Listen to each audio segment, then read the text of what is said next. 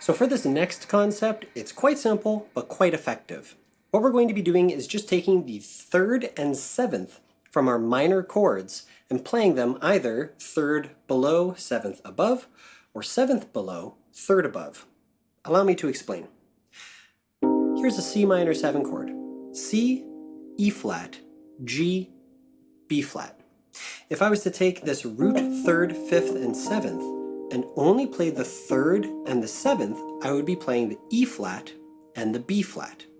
Now my left hand is still going to stick on C.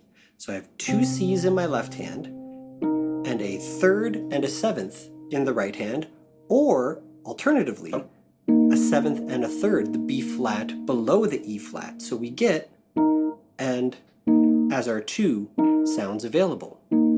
Let's try out a pattern with a clav sound. Here's the sound of our clav. Super funky. What we're going to do is start with a simple pattern. Again, we'll choose 1A, and we're going to try applying it to these two right-hand shapes.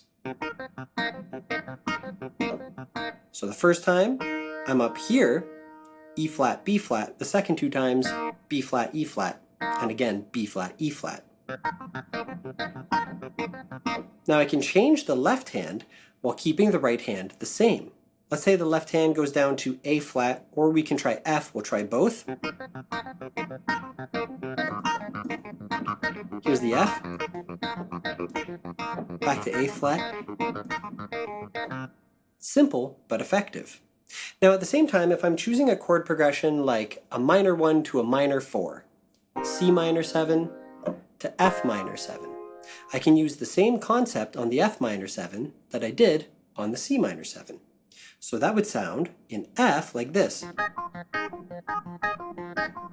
Again, F octaves in the left hand, and the right hand's playing the third and seventh, A flat to E flat, or reversed, E flat to A flat. So in the context of a progression, two C minor chords, two F minor chords, or minor sevenths, it would sound like this.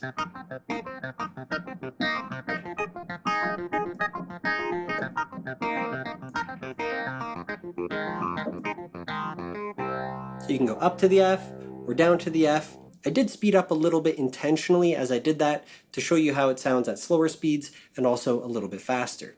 We can try with a drum beat. Let's give it a shot. 1, 2, 3, 4.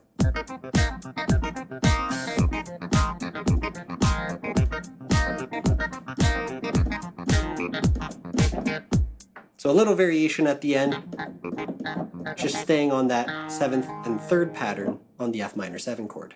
Admittedly, this doesn't work as well on dominant chords or major 7th chords. I'd recommend, for now, just trying it out on minor 7th chords, but your jazz teacher, if you have one, would be very happy that you're identifying these thirds and sevenths as they are so fundamental in outlining the tonality of each chord. So while these patterns sound phenomenal with a clav sound, you can of course try with an electric piano sound, a piano sound, or an organ sound. I'm going to demonstrate those three really quick. You will see the organ is not going to be quite as effective because it's not velocity sensitive in this case, but it still sounds fine. Here's with a piano.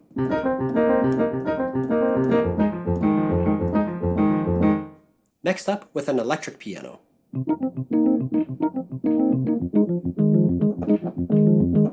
Next, with an organ sound.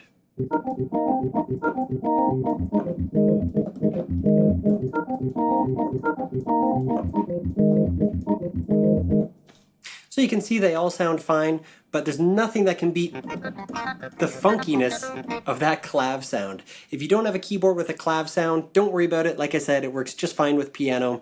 But I did want to mention that the clav, for this pattern especially, is one of my favorites. So if you haven't tried a clav sound yet, do make sure that at some point you get around to trying it. In the next class, we're going to be starting the same way where we're playing around with these thirds and sevenths, but then we're going to introduce chordal harmony. Let's dive into the next class and talk about it. I'll see you in the next class.